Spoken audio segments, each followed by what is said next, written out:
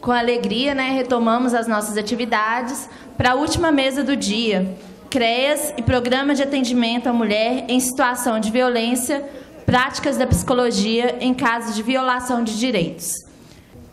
Então, para a gente compor a mesa, nós convidamos a conselheira do 13º plenário do CRPMG, coordenadora do GT do Feminino, Questão de Diferença, do Conselho Regional de Psicologia Minas Gerais, a senhora Marissa Sanabria.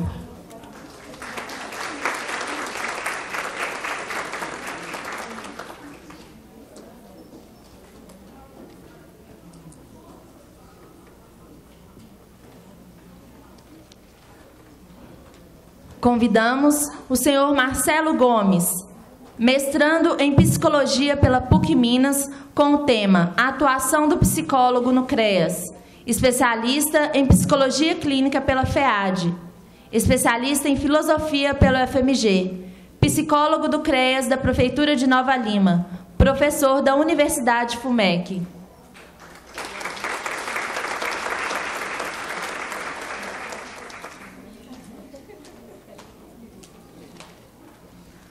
Convidamos a senhora Simone Francisca Oliveira, mestre em Psicologia Social pela UFMG, psicóloga responsável pelo setor de psicologia do Centro de Referência de Atendimento à Mulher em Situação de Violência de Contagem, professora do Centro Universitário UNA e pesquisadora da Fiocruz, no projeto Dicionário Feminino da Infâmia, acolhimento e diagnóstico de mulheres em situação de violência.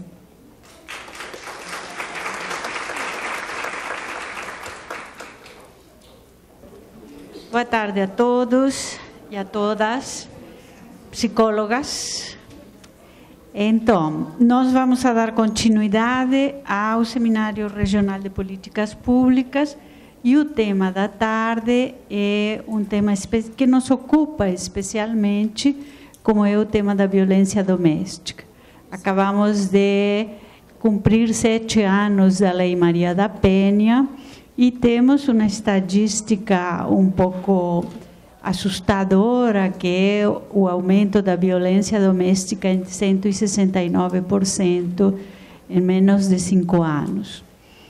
Bom, de tudo isso vamos a falar um pouquinho hoje à tarde. Eu vou começar dando a palavra a Simone, depois o Marcelo e depois a gente abre para as perguntas, para o debate. Então, Simone. Boa tarde a todos e a todas, aos internautas, quem estiver acompanhando pela internet também. É uma alegria estar aqui.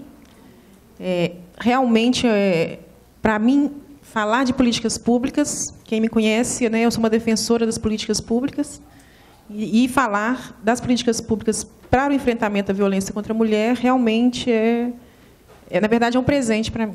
Eu sou uma defensora, quero apresentar um pouco do que eu construí lá em Contagem, um pouco do que eu aprendi também com professores no mestrado e nessas caminhadas nossas, e também fazer algumas indagações. Não sei se tem indagações, não, provocações, na verdade. Então, eu vou dividir o tempo mais ou menos por aí. E espero, como quem me conhece sabe também, deixá-los incomodados, porque é um assunto que precisa muito do nosso posicionamento. Então, a gente não está aqui para dar resposta. Eu, pelo menos, não estou aqui para dar resposta. Eu estou aqui para incomodar, instigar, questionar, e apresentar um formato que eu acho que funciona, mas que não é o único também. Tá? Então, que é o formato que eu faço lá em Contagem. Natália vai passando para mim, Natália, por favor. Uhum.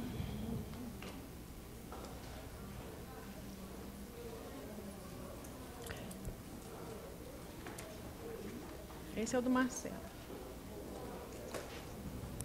Primeira coisa que eu vou começar contando uma historinha. Eu não sou muito de decorar datas, nem de decorar nomes, mas eu acho que a primeira... Até falei com o Marcelo. A primeira coisa que a gente tem que pensar...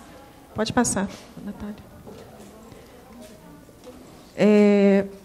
Na verdade, essa frase da Sueli Almeida, sugiro, para quem tiver interesse em aprofundar, todos os textos e livros de Sueli Almeida, uma feminista maravilhosa, que infelizmente não está entre a gente, mas é uma pessoa que nos faz pensar como nos posicionar frente às mulheres em situação de violência e como nos posicionar frente a esse fenômeno social, né? Eu sempre faço minhas apresentações com essa frase, porque é uma frase que me instiga, né? É o livro Femicídio, tem em todas as bibliotecas, tem na estante virtual, pode comprar, chama Femicídio. Né? Então, não é simplesmente violência doméstica, é assassinato, é femicídio. Né? É o que ela apresenta para a gente. Então, ela diz assim, essa violência que insiste em entrar no debate acadêmico depois de ter deixado inúmeras, diversificadas e profundas marcas em mulheres, em escala global, ainda não foi nominada apropriadamente. Maldita ela é para todas e todos que a experimentaram e para todos e todas que tentaram... Eu, assim, não está dando certo, né? Para todos e todas que tentaram enfrentá-la e mediá-la. Maldita ela é para todos e todas que tentam estudá-la. Né? Então, é um fenômeno maldito. Maldito no sentido de mal interpretado, mal apresentado, né? Maldito porque dá trabalho para caramba para quem está lá na ponta. Né? As meninas estão fazendo assim para mim, porque é verdade, né? E instiga o tempo todo. Então, tem 11 anos que eu estudo isso, tem 11 anos que eu não tenho resposta. Todo dia eu tenho uma pergunta diferente. Né? Então, vamos ficar com essa inquietação. E é o que eu falei com o Marcelo. Quem vai responder essas perguntas somos nós também. Né? Nós somos responsáveis por produzir essa nominação e essa apresentação. Né? Então, ninguém vai fazer pela gente, não. Quem produz o trabalho do psicólogo é o psicólogo. Né? Ninguém vai vir aqui com varinha de condão e falar assim, ó, se você fizer assim, você é um bom psicólogo, não. Ou vice-versa. Né? Mas vamos continuar. Ai, está muito ruim esse negócio, gente. Vocês estão enxergando isso? Como é que faz? Eu vou contando a história, o importante é o que está escrito ali. Porque, na verdade, é o seguinte, o que está escrito ali é a questão do feminismo. Né? Eu faço questão de... A gente tem que saber um pouquinho da história. Né? Então, quando lá na década de 70, na década de 80, de onde surgiram as políticas públicas no Brasil para mulheres? Né? Foram as feministas que foram atrás, não foram as psicólogas nem os psicólogos. Foram as feministas que produziram, começou lá com aquele caso que a gente conhece, do Doc Street, que matou a Ângela Diniz e tal, né? E aquela frase mágica, quem ama não mata. Eu não estou com as datas, eu devia ter impresso, né? Mas aqui tem algumas datas que são importantes, que fazem a gente pensar como que a política pública está organizada no Brasil.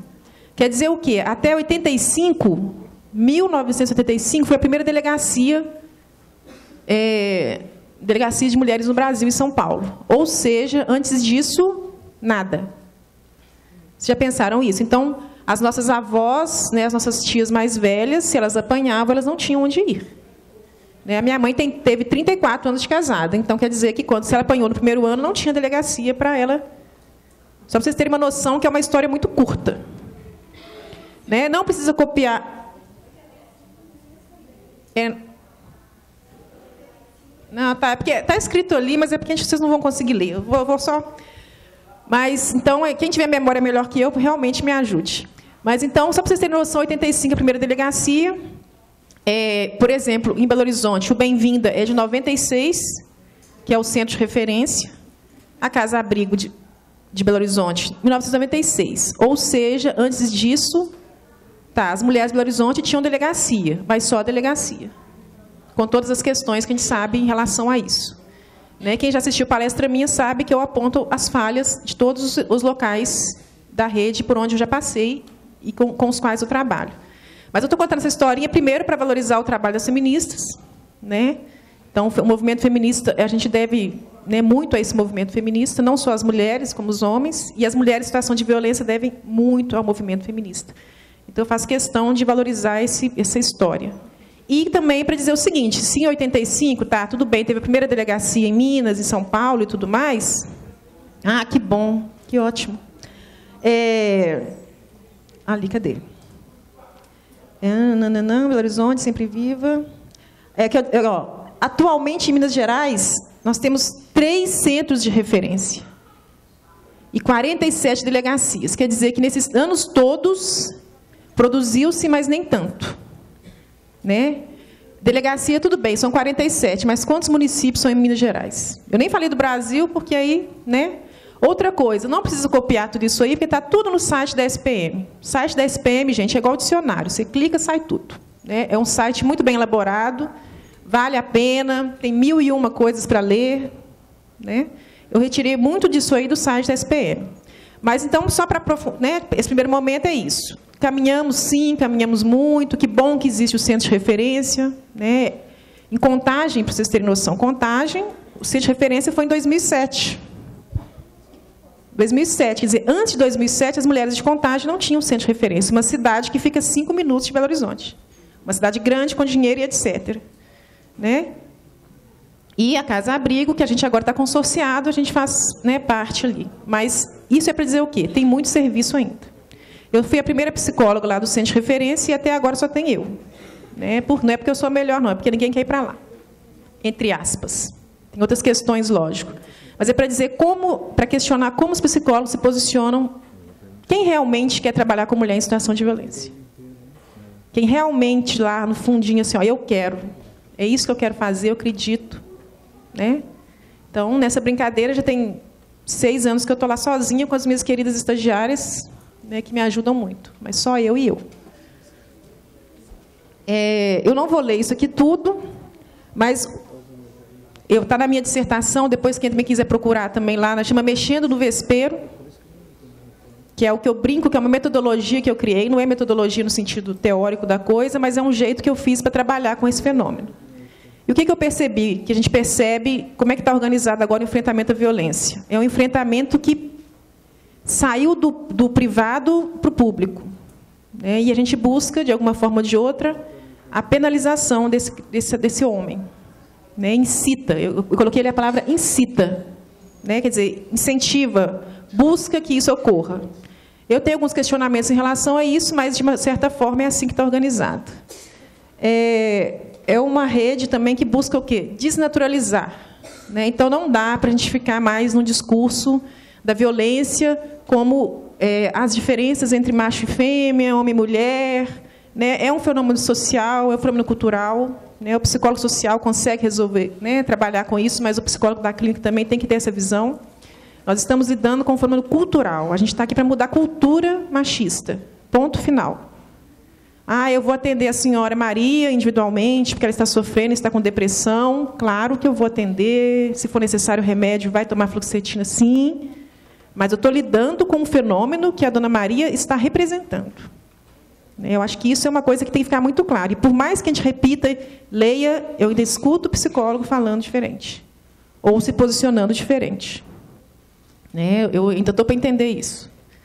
Porque, por mais que a gente estuda lá na faculdade, o professor fala da psicologia social e não sei o quê, quando você começa a conversar, alguns estudantes ou alguns psicólogos ainda soltam frases que posicionam a mulher como a culpada, a que não está preparada para mudar, a que, no fundo, não quer mudar. Eu acho o psicólogo falar isso muito complicado. E, principalmente, partindo de um fenômeno social. Né? Eu já vi que eu não vou usar nada que está escrito ali, mas vamos passar a próxima. Só para me lembrar o que eu ia falar. Tá. Depois, quem quiser, eu passo isso aí para vocês copiarem. Tá? Tudo isso está no site da SPM e na minha dissertação. Não precisa ficar preocupada. Então, como é que a política pública, com o caminhar da SPM, com o caminhar das políticas públicas, como é que ela se organizou? Em rede. O Marcelo vai falar um pouco disso também. Mas uma coisa que a gente aprendeu com o tempo é que existem 2 redes. Existe a rede de enfrentamento e a rede de atendimento. A rede de enfrentamento somos nós, inclusive, né? Porque são as ONGs, são os conselhos. Entende-se que a sociedade deve enfrentar esse fenômeno. Enfrentar quer dizer o quê? Não naturalizar, não banalizar, denunciar, propor, né? Principalmente nós, psicólogos, é um desafio que eu coloco o tempo todo. Você tem que inventar uma solução, meu bem. Não vem procurar a solução pronta, não. Você está lá no CREA, você está lá no CRAS, você está na delegacia, você está no CEVAN, você está não sei aonde. Como diz o outro, se vira. Você tem que atender essa mulher com qualidade e produzir mudança. Né? Produzir mudança individualmente. Claro, aquela senhora vai ter uma melhor condição de vida, talvez a vulnerabilidade social, mas mudança social também. Nós estamos trabalhando contra um fenômeno social de grande escala.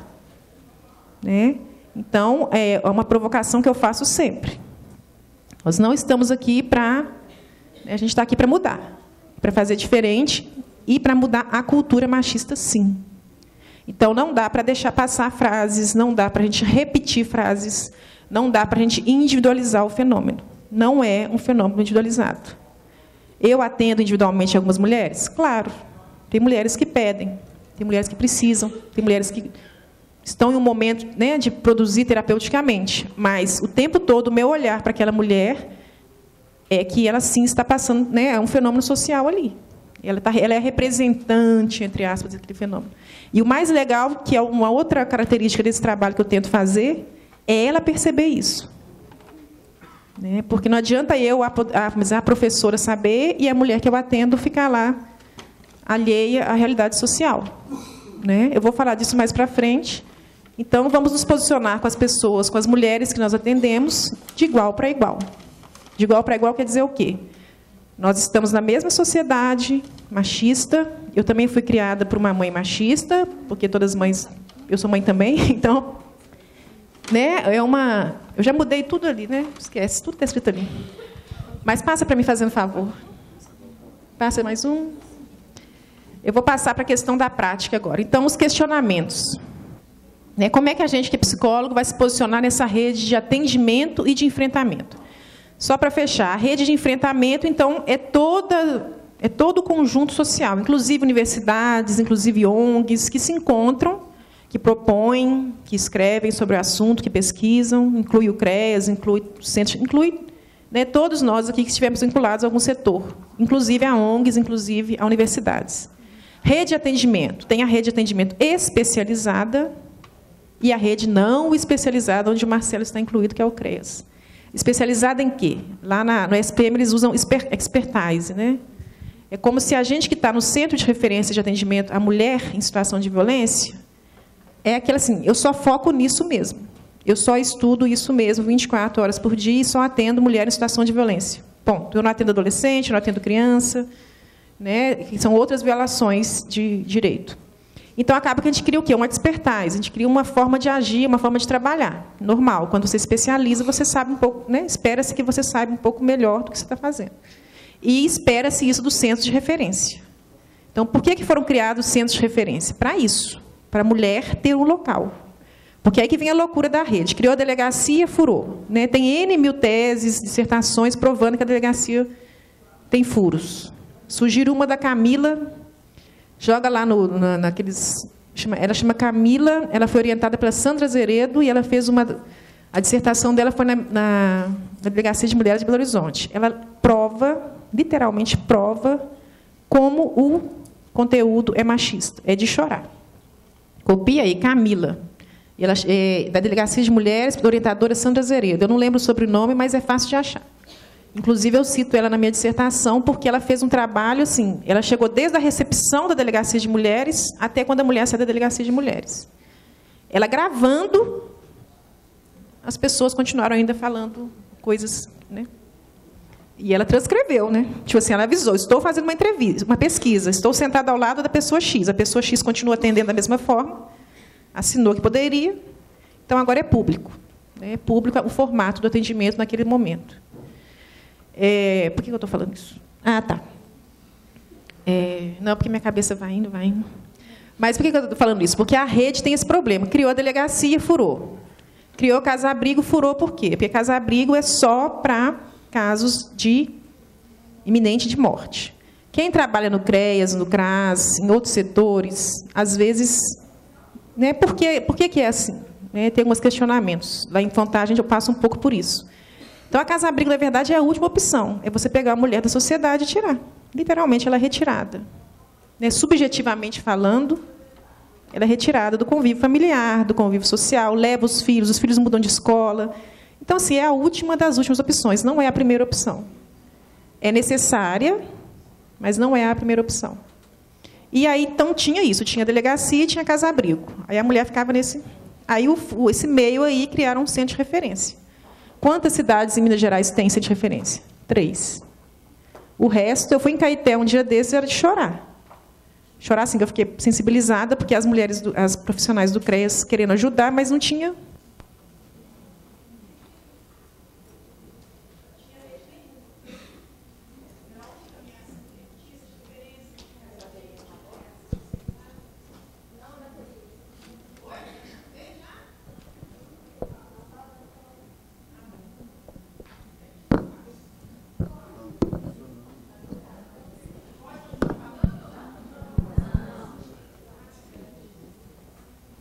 Oi. Tá dando? Tá? Então, o centro de referência é importante por isso, né? Há alguns questionamentos, se é necessário, né? Betinha acabou juntando de novo, entre aspas, fechando o centro de referência que eles tinham e encaminhando para o CREAS. Por que eu estou fazendo esse questionamento? Porque criou-se um local onde o psicólogo exerce um papel importantíssimo e em alguns locais não existe. Tudo bem, primeira crítica. Segunda crítica, então tá, Simone, eu estou trabalhando no CREAS, seja onde for, e a mulher chegou. E aí? O que eu faço? Né? Eu estava falando com o Marcelo, começa lá na faculdade. Espero que, de alguma forma, vocês tenham tido algum tipo de formação em relação a isso. Mas eu sei que não é assim. Né? Tirando algumas exceções de alguns professores X, né, que eu sempre falo da Sandra Zeredo, que é minha mestre eterna e minha amiga, lá você tenta passar depois, como quando você se torna professor, você tenta passar. Mas aí tem gente que fala, ah, professora, mas eu não gosto disso. Aí eu falo, ah, meu bem, você não quer ser psicólogo. Porque como é que você não gosta de atender pessoas que estão em situação de violência? Você pode não gostar, não sentir-se bem com isso, eu entendo. Mas você tem que estar capacitado, no mínimo, para uma escuta qualificada. Então, vamos falar o que é escuta qualificada para isso. Escuta qualificada é escuta sem preconceito. Ponto final. Ah, mas todo psicólogo faz isso. Mentira. Ah, todo assistente social faz isso. Mentira. Advogado, nem se fala. Então, isso é um exercício profissional, mas é também um exercício teórico. Você tem que sentar e ler sobre a história do feminismo, sobre a história do conceito de gênero, sobre a história do conceito de enfrentamento à violência. Ah, mas eu trabalho no CREAS atendendo criança, mas a criança tem mãe. Né? Então, a mãe dela vai conversar com você um dia. Não, Simone, eu não estou capacitada, mas você escutou bem, você encaminhou bem, pelo menos isso. É o que eu falava com as estagiárias. Se você conseguir ouvir, acolher e encaminhar, você já fez o seu trabalho. Mas, para conseguir fazer isso, você tem que estar capacitado teoricamente. Nós não vamos partir do senso comum, não vamos naturalizar. Né? Parece óbvio, mas não é o que acontece no dia a dia dos locais que eu conheço. Tá? Então, por favor, antes de dizer que você não quer, não gosta, não sabe, não tem interesse, ou coisas do gênero, vai estudar. Ah, Simone, na faculdade eu não tive. Solicite lá no seu setor de trabalho. Quando tiver capacitação, tem que ter a palavrinha gênero lá. É chovendo molhado? Parece que é, mas toda vez a gente capacita e toda vez começa tudo de novo. Quem está em prefeitura sabe disso. Então, tem que estudar gênero, tem que estudar diversidade sexual. O psicólogo que não faz isso, me desculpa. Está falhando em algum ponto aí. Simone, eu não trabalho com isso. Eu sei, meu bem, mas o mundo aqui fora está com isso. Você vai fugir do óbvio? Você vai negar a diversidade sexual? Você vai negar a raça? Você vai negar gênero? Como? Como é que um psicólogo faz isso? No mínimo, estude e faça suas escolhas depois. Isso é uma para deixar o pessoal incomodado. Eu sei que as faculdades não oferecem do formato que deveria ser, é um questionamento, né, para o CRP, para o CFP, para a gente que é professor também, tem que se organizar para oferecer, e os alunos pedirem também. E, quando estiver trabalhando, pedir formação específica. É o primeiro ponto. Aí, depois, sequência. Então, agora eu já formei, já estou trabalhando mesmo, já estou lá na ponta. Né? Não tem jeito, agora eu estou aqui. O mínimo, só para a gente fechar, é a questão do não preconceito e da não naturalização. E da não individualização. Tente ver aquela mulher como representante de um fenômeno social. Como é que eu faço isso no meu dia a dia? Meu tempo deve estar acabando. Eu vou contar a historinha lá do Mexendo no Vespeiro. Se você jogar Mexendo no Vespeiro lá na internet, aparecem algumas coisas lá. E tem a minha dissertação também. Quando eu fui para o centro de referência, tem um livro também que a gente lançou, né, Marisa? Que tem essa história também, que é Feminino Diversos Olhares. Tem o prêmio que eu ganhei também lá do CFP. Porque é uma história assim, que eu, honestamente, nem eu sei como é que dá tanto certo. Assim, porque o que eu faço, basicamente... Eu faço um grupo operativo com mulheres em situação de violência. Esse grupo tem 5 anos, ele chama Mexendo no Vespeiro. É o mesmo nome da minha dissertação, né? São mulheres maravilhosas, né? Quem está aqui, adora, que foi minha estagiária, conheceu. Né? São encontros semanais, desde 2008 que eu faço esse grupo. Foi uma escolha. Eu tinha liberdade de atender individual, ou eu tinha liberdade de fazer o que eu quisesse lá. Eu fui, né, como eu sou a primeira psicóloga, tipo assim, faça o que você quiser. Aí eu falei, então eu quero fazer um grupo. Claro que é um convite. É aí que está a diferença. Quando você se posiciona perto de uma mulher dessa, ela está muito fragilizada, sim. Então, ela espera acolhida, espera respostas, diretividade, sim. Né? Você, num consultório, talvez você não seja diretivo, mas no centro de referência você é diretivo. Porque ela não está lá, às vezes, não dá para esperar mais 15 dias para ela elaborar, não. Ela vai elaborando com você, mas algumas coisas são diretivas. E nesse grupo foi uma opção, eu convido as mulheres. Todas as mulheres são convidadas, literalmente. Você quer participar do grupo? Ele se encontra às terças-feiras, de 2h30 às 4h30. Qual que é a nossa tarefa? Pichon Rivière propõe uma tarefa. Nossa tarefa é criar estratégias de enfrentamento à violência. Quando eu falo a gente, é mentira, porque são elas que criam. Né? E eu só fico, literalmente, coordenando. E uma auxiliando a outra, aquelas questões todas que os grupos oferecem. O que é legal desse grupo? Nesses 5 anos a gente conseguiu produzir. São várias, já passaram mais de 300 mulheres nesse grupo. São mulheres que participam de livre e espontânea vontade, no sentido assim, não tem presença obrigatória, não tem horário. Tem mulher que foi no primeiro dia do grupo e depois ficou 1 ano sem ir, e depois voltou. Então, assim, é um grupo totalmente aberto. Sugiro que quem fizer grupos, façam grupos abertos. Ponto final. A pessoa é livre. Ela vai quando ela quer, no dia que ela quiser, e se ela ficar 1 ano sem ir, quando ela chegar, a vida continua do mesmo jeito. O gostoso lá é tipo isso mesmo. A mulher ficou 6 meses sem vir, quando ela chega, a história continua fluindo e ela é acolhida da mesma forma. É uma coisa que eu acho que vale a pena questionar. Né? Essa coisa, você vai oferecer somente 6 sessões. Só vai participar, se não participar de 6, perdeu não sei o quê. Eu já vi, só mais 10 minutos. Eu estou falando isso porque se você tiver algum lugar que é assim, vale a pena questionar. Então, o importante é a liberdade, elas são convidadas. Algumas, às vezes, falam comigo, Simone, eu posso conversar com você separado? Tem algumas questões, mas é raro. E o que é gostoso também é que depois que elas entram no grupo, elas não querem mais sair. Porque a regra é o seguinte, se você não gostar, você vai para o individual, claro, é um direito seu. Não aconteceu até o dia de hoje, em 5 anos. Para fechar a história, o que a gente já produziu lá e que eu acho que é um diferencial? Essas mulheres já fizeram curso de teatro e elas produziram esquetes contando, não contando a história pessoal delas, mas questionando a política de enfrentamento. Então, chega um ponto que elas questionam, elas passam daquele posicionamento assim, eu, coitadinha, ou eu estou aqui apenas para resolver a minha situação, para entender, eu estou aqui e essas mulheres todas que estão aqui fazem parte dessa história, e eu quero mudar isso.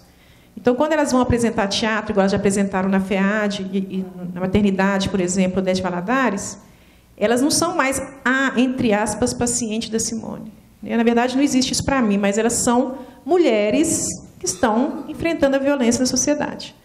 Todas sem formação superior e todas com um nível de conhecimento e de questionamento que muitos psicólogos não têm. Nós temos por obrigação produzir subjetividades combativas. Acho que é por aí. Eu quero que as mulheres que eu atendo saibam dialogar, questionar, enfrentar, se posicionar na frente de um juiz com capacidade de diálogo. Uma das coisas que eu concluí lá na minha dissertação foi isso. Teve uma mulher que, por fim, ela falou. Ela foi desrespeitada no momento da separação, da assinatura, e ela, por fim, o que ela usou para se posicionar? Ela falou assim, eu estou em um grupo. E esse grupo me ensinou, aí ela falou um monte de coisa e falou, eu acredito nesse grupo. Está lá na dissertação também, porque ela aprendeu o quê? Que ela tem direito a falar. Então, o que a gente tem que passar para essas mulheres, de uma forma ou de outra, e que é muito mais possível que você consiga fazer isso em grupo, Porque elas com elas mesmas, a gente é coadjuvante. A ideia é essa, sabe? Quanto menos você aparece, melhor. Né? Tem mulher que eu atendo que nem sabe meu nome. Eu sou só a psicóloga. Eu falei, é isso aí, eu sou só a psicóloga. Não preocupe comigo, não. O importante é você.